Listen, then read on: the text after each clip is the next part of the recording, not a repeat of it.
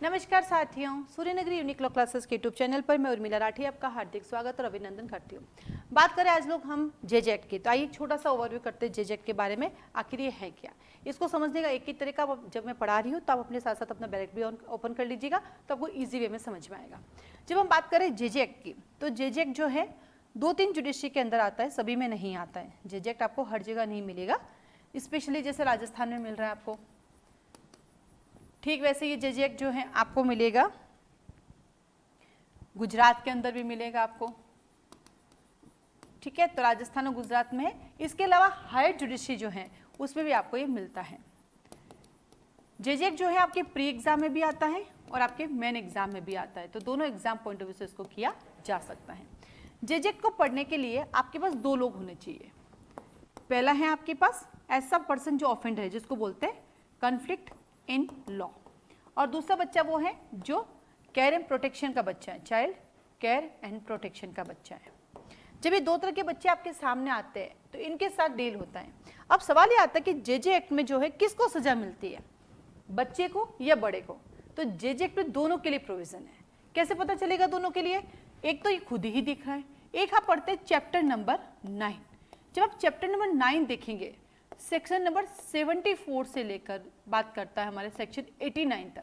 जब वो प्रोविजंस देखेंगे तो आपको पता चलेगा अरे जेजेक में तो बड़े लोगों को भी सजा मिलती है, क्योंकि बच्चों के अगेंस्ट आप ऑफेंस करोगे तो भी जेजेक कवर करता है। फिर उनके लिए कौन आ जाता है? पहले जो था अलग अलग कोड थे, मजिस्ट्रेट कर सकता था, फर्स्ट क्लास कर सकता था, चिल्ड्रन कोड। अब क्या हो गया? अब सबके लिए एक ही हो गया, और children code equivalent session code, तो वो कर सकता है। तब आपको दूसरे कोर्ट पे जाने की आवश्यकता नहीं होती है। फिर जब हम बात करते हैं कॉन्फ्लिक्ट विद लॉ वाला बच्चा, बिलो 18 ईयर्स चाहिए, और बिल्कुल ये भी बच्चा बिलो 18 ईयर्स चाहिए। यहाँ पे दोनों ही बच्चे हमें 18 साल से कम के चाहिए, ठीक है। इस बच्चे की प्रोसीडिंग कौन करता है? JJB, इसको हम बोलते हैं जुवेनाइल जस्टिस बोर्ड। तो इस बच्चे के लिए कौन करता है सारा काम? कमिटी, जिसको हम बोलते हैं child welfare committee, child welfare committee करती है। फिर क्या होता है कि ये बच्चा सजा काटने के लिए कहाँ जाता है? इसके पास 3 घर है, उन 3 के अलावा कहीं नहीं भेजेंगे इस बच्चे को। ये बच्चा जेल नहीं जाएगा जब तक 18 साल से ऊपर का नहीं होता, ये जेल नहीं जाएगा, ठीक है। तो कहाँ कहाँ जाएगा ये? इसके लिए एक ऑब्जर्वेशन होम होता है, एक इसके लिए स्पेशल होम होता है, और इसके लिए एक होता है हमारे पास, क्या बोलते हैं इसको, स्पेशल होम के बाद एक आता है अपने पास तीसरा सेफ्टी प्लेस, ठीक है। इन 3 में से कहीं भी इसको भेज सकते हैं। इनकी भी एक अपनी चीज चलती है जो प्री के एग्जाम के लिए आती है कि ड्यूरिंग इंक्वायरी भाई साहब यहाँ रहेंगे, ठीक है। यहाँ पे जैसे आपको सजा हो जाएगी, कौन से बच्चे को सजा हो जाएगी? तो कहता है 18 साल से कम का बच्चा जो पेटी ऑफेंस करता है, जो सीरियस ऑफेंस करता है, और 16 साल से कम का बच्चा जो हीनियस ऑफेंस करता है, पेटी तो है ही है और सीरियस भी है ही, उस बच्चे को हम रखते हैं स्पेशल होम में, ठीक है। और ये सेफ्टी प्लेस जो हमारा है, इस सेफ्टी प्लेस पे कौन सा बच्चा रहेगा? जो 16 साल से ऊपर का है और जिसने हीनियस ऑफेंस किया है, ये इस बच्चे के लिए। और जितना मैंने बोला ये पूरा का पूरा आपका प्री का क्वेश्चन भी है और ये पूरा का पूरा आपका मेन का भी आता है, ठीक है। अब आता है ये बच्चा कहाँ जाएगा? इस बच्चे के लिए कहाँ जाएंगे? इस बच्चे के लिए बहुत सारे घर है हमारे पास, इतने सारे घरों में हम इसको भेज देंगे।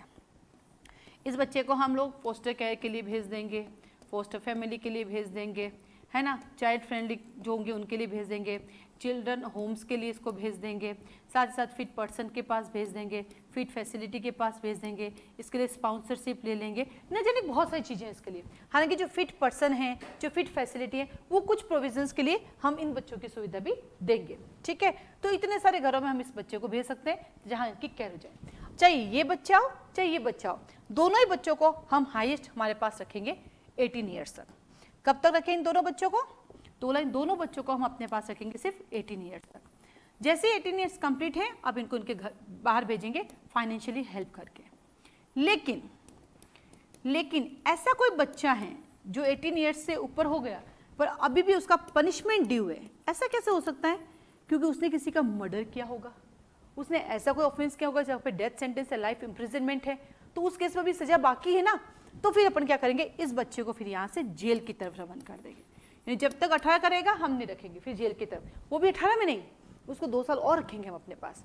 हम रखेंगे उसको यहाँ पे 21 साल तक को, क्योंकि डेथ सेंटेंस है, 21 साल तक हम रखेंगे, और 21 साल के बाद या तो घर या फिर जेल भेज देंगे, ठीक है। अब यहाँ पे इसके लिए आया तो उसके लिए भी एक है कि जो केयर एंड प्रोटेक्शन का बच्चा है, इसके लिए हम एक नई व्यवस्था करते हैं, वो है अडॉप्शन।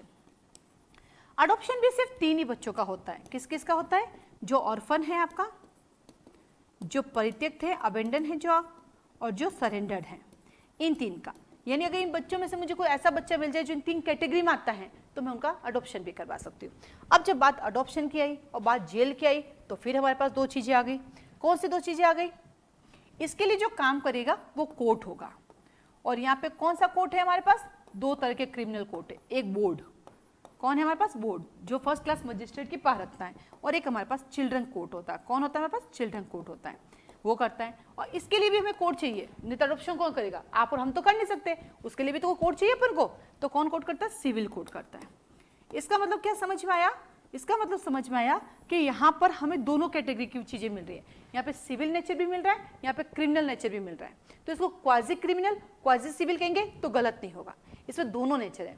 फिर यहाँ पे अडॉप्शन की बात है, तो ये अडॉप्शन क्या हिंदू अडॉप्शन एक्ट पे ओवरराइड इफेक्ट करेगा? नहीं, उसका अपना काम है और इसका अपना काम है। तो ये कानून क्या है इसके बारे में थे। अब हम चैप्टर वाइज इसका ओवरव्यू देखते हैं। तो चलिए आपने बैरेक्ट में से चैप्टर 1 निकालेंगे सभी जने। तो सबसे पहले जब आप देखेंगे तो आपके पास चैप्टर 1 है। चैप्टर 1 कहता है मैं प्रीलिमिनरी हूँ, सारे चैप्टर यही कहता है मैं प्रीलिमिनरी हूँ। सेक्शन नंबर 1, 2 का 2।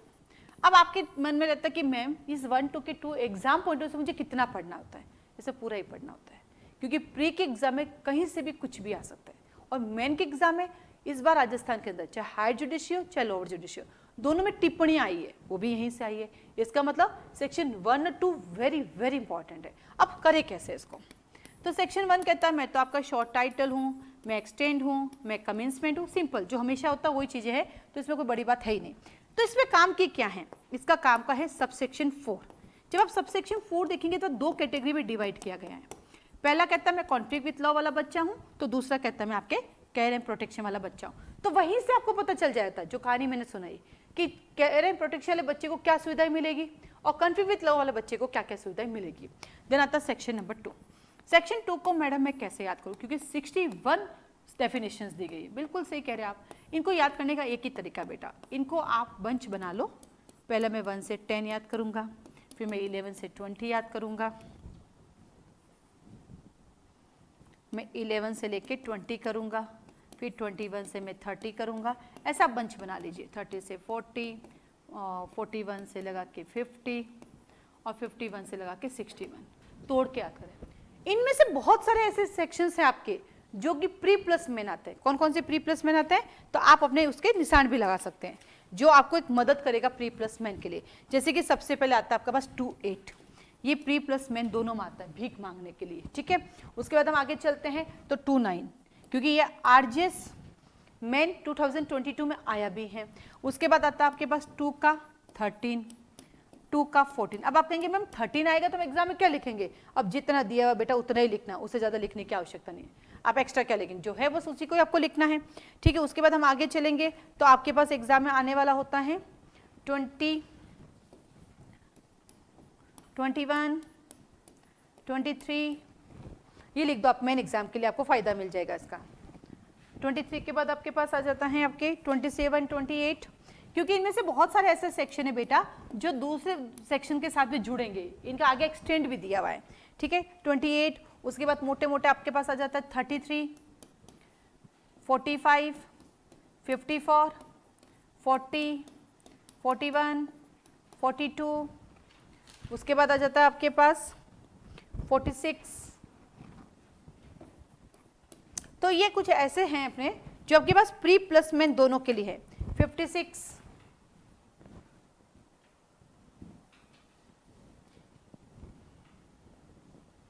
56 और लास्ट आ जाता है आपके पास 60।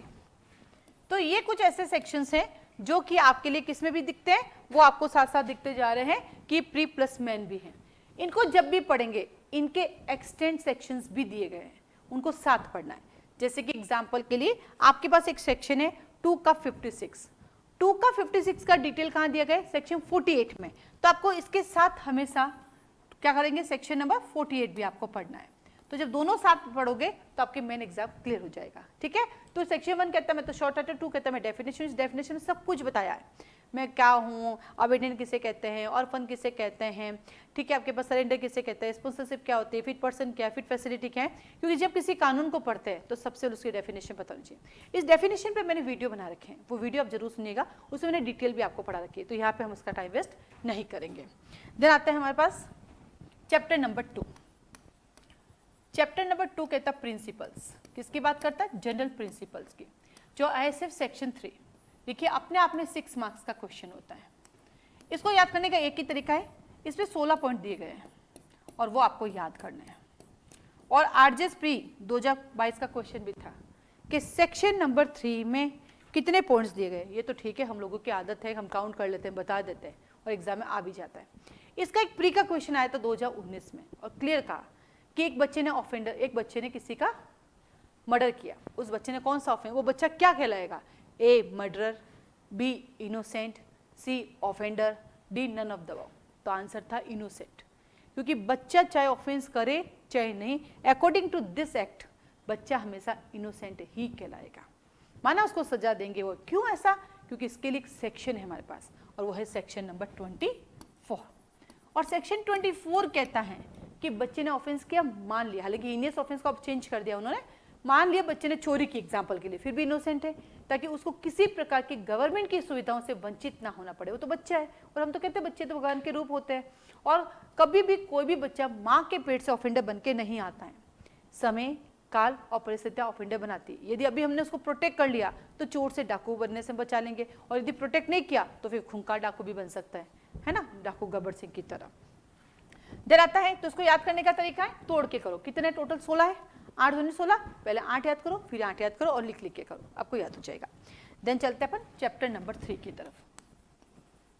चैप्टर नंबर 3 क्या कहता है, जुवेनाइल जस्टिस बोर्ड। ये कहां से कहां तक है आपके पास, सेक्शन नंबर 4 टू का 9। सेक्शन 4 कहता है JJB को कॉन्स्टिट्यूट कैसे करेंगे। सेक्शन 4 जब आप देखेंगे तो उसमें आपको बहुत सारा सबसेक्शन दिखेंगे, टोटल आपको 7 सबसेक्शन दिखेंगे। सबसेक्शन 1 कहता है स्टेट गवर्नमेंट करेगी, कौन करेगी, स्टेट गवर्नमेंट। सबसेक्शन 2 कहता है किससे करेगी, कि साहब उसके अंदर 3 मेंबर होंगे, जिसमें से एक हमारा जो होगा जुडिशियल मजिस्ट्रेट होगा, उसके पास 3 साल का एक्सपीरियंस चाहिए, लेकिन वो क्या नहीं होना चाहिए, वो CGM नहीं होना चाहिए, क्योंकि CGM होगा तो यह काम ही नहीं आएगा। उसके 2 सोशल वर्कर होंगे, उसमें से एक महिला होनी चाहिए, और सोशल वर्कर के पास 7 साल का अनुभव होना चाहिए। फिर आता है आपके पास, इसी के आगे चलते हैं तो आता है सबसेक्शन नंबर 4।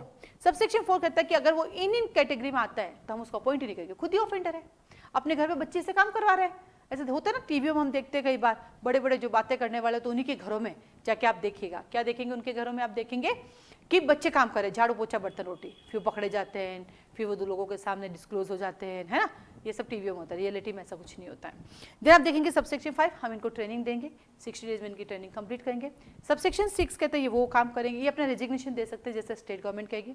सबसेक्शन 7 कहता है कि हम इनको यहाँ से निकाल भी सकते हैं जब यही गलतियाँ करें, जैसे कि अपनी पावर का मिसयूज करना। आप जब JJB के मेंबर बन जाते हो ना, अपनी गाड़ी का के लाल पट्टी लगा के घूमते हो, मैं JJB का मेंबर हूँ, और ऐसे कराते लोगों के सामने दौड़ जाते हैं जैसे मैं ही यहाँ का जज हूँ, तो उस केस में हम आपको वहाँ से निकाल सकते हैं। तो और भी कुछ कैटेगरीज हैं, उसके साथ ही सबसेक्शन 4 भी आ जाएगा। तो जो सबसेक्शन 4 और जो सबसेक्शन 7 है, क्या कहा मैंने, सबसेक्शन 4 और सबसेक्शन 7 है, ये मेन एग्जाम का क्वेश्चन है। इस बार आया भी था कि किन 2022 में आया था, किन ग्राउंड्स पर हम आपको आपकी जगह से निकाल भी सकते हैं। देन आता आपके पास सेक्शन नंबर 5। सेक्शन नंबर 5 कहता है कि जब ऑफेंस कमिट किया तब आप माइनर थे और ड्यूरिंग ट्रायल आप बड़े हो गए। क्या कहते हैं, ड्यूरिंग ट्रायल आप अडल्ट हो जाते हो, तो आपकी ट्रायल ऐसे की जाएगी जैसे आज भी आप बच्चे हो, जैसे दिल तो बच्चा है जी, ठीक है। और सेक्शन 6 कहते हैं कि जब ऑफेंस कमिट किया तब आप बच्चे थे, और जब पकड़े गए तब आप क्या बन गए, अडल्ट। तो इस केस में क्या होगा, तब भी आप बच्चे समझे जाओगे। क्यों, क्योंकि हमारे कानून ऐसे ही इंडिया में, ऑफेंस करते हो 2012 में और पकड़े जाते हो 2025 में, तो ये लो 13 साल तो यूं निकल गए। तो ऑफेंस किया तब 13 और ना हो 13, 26 साल के हो गए, तो अब कैसे डीम करेंगे, बिल्कुल ऐसे ही करेंगे। मैं ना अभी कोर्ट जाना शुरू किया था मैंने, तो वहाँ पे एक प्रोसीडिंग चल रही थी। 2014 में एक लड़के ने एक बाइक चोरी की थी, तो बाइक की रिकवरी हो गई तो उसके ऊपर केस चलने लगा। तो मैं जजमेंट के लिए गई, तो पता चला कि फाइनल आ रहा है जजमेंट।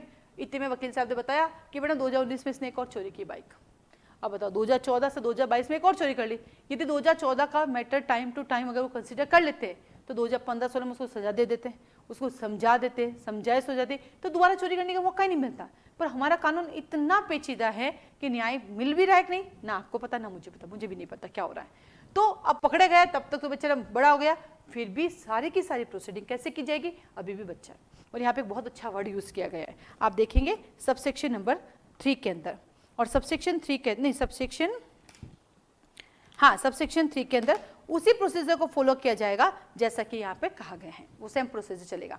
और बेल पे छोड़ सकते हो तो छोड़ दो, नहीं छोड़ सकते हो तो फिर उसको डाल दो। कहाँ डालेंगे, अभी भी बताया था कि जब तक प्रोसीडिंग पेंडिंग रहेगी ऑब्जर्वेशन होम में रखेंगे, जब डिसीजन आ जाएगा तो स्पेशल होम में रखेंगे, और जब सजा दे दी जाती है हीनियस में तो सेफ्टी प्लेस। ये याद रखना आपको, 3 चीजें कौन कौन सी होती है, ठीक है। देन आता है सेक्शन नंबर 7। सेक्शन 7 कहता है बोर्ड क्या प्रोसीजर फॉलो करेगा। ये बड़ा काम का है, इस सेक्शन का बहुत अच्छा रोल है। क्या रोल है इस सेक्शन का पता है आपको? क्या होता है कि जब भी किसी ऑफेंडर को पकड़ते हैं तो मजिस्ट्रेट के सामने पेश करना होता है 24 घंटे के अंदर अंदर। अब यहाँ तो जज के सामने ले जाएंगे नहीं, तो यहाँ पे बोर्ड के सामने लेता है। बोर्ड का मतलब 3 मेंबर, उनके सामने अपियर करेंगे, फिर बोर्ड देखेगी, इसको घर भेजना है तो घर भेज दो, इसको किसी घर में रखना है तो घर में रख दो, ये ऑफेंडर है या नहीं वो देखेगा, ऑफेंडर नहीं है, घर भी नहीं तो कमेटी को फॉरवर्ड कर देंगे, ऑफेंडर है घर नहीं है तो उसको या तो ऑब्जर्वेशन होम में भेजना है, सेफ्टी में कहाँ भेजना है। तो ये कहता है 7 के कि हम बच्चे को लेके आएंगे बोर्ड के सामने। अब गड़बड़ क्या हुई, आज बोर्ड आया ही नहीं, तीनों अलग अलग काम कर रहे हैं, तो हम इंडिविजुअल उनके घर किसी के पास भी जाके अपेयर कर सकते हैं। लेकिन जब उस बच्चे के लिए डिसीजन देना है तो मिनिमम 2 लोग तो चाहिए, फाइनल डिसीजन के लिए 2 लोग चाहिए, जिसमें से एक अध्यक्ष होना चाहिए, ठीक है। और जब तीनों जने बैठ के काम कर रहे हैं और उन तीनों में कोई बात को लेके कोई डिस्प्यूट हो जाता है तो मेजोरिटी को प्रायोरिटी दी जाएगी। अब आपको एक सवाल आता है कि मैडम मान लीजिए 3 जने बैठे हैं, एक आपका बोर्ड में फर्स्ट क्लास मजिस्ट्रेट है, एक सोशल वर्कर है और एक सोशल वर्कर है, तो 2 सोशल वर्कर एक फर्स्ट क्लास मजिस्ट्रेट है। अगर इन तीनों ने बैठकर डिसीजन दिया, इन दोनों की ओपिनियन इससे डिफरेंट हो गई तो क्या होगा, तो भी मेजोरिटी काउंट होगी। हाँ जी, जब तीनों बैठे हैं और ये दोनों की ओपिनियन एक है तो इस केस में इनकी मेजोरिटी इन पे भारी पड़ेगी। लेकिन फाइनल डिसीजन करना है तो एक ये और एक ये चलेगा, बट ये दोनों बैठ के कोई भी फाइनल डिसीजन नहीं कर सकते। सोशल वर्कर नहीं करेंगे। फाइनल डिसीजन के लिए 2 भी चलेंगे पर उसमें अध्यक्ष होना चाहिए। लेकिन जब मेजोरिटी की बात हुई तो क्योंकि कई बार होता है ना, हमें लगता है मेजोरिटी में इसकी तो हमेशा ही रहेगी, ये प्लस ये हो सकता है, लेकिन ऐसा नहीं है, ये प्लस ये भी हो सकता है और इसकी भी भारी इस पर पड़ सकती है, इसलिए इसको मेजोरिटी वर्ड यूज किया है।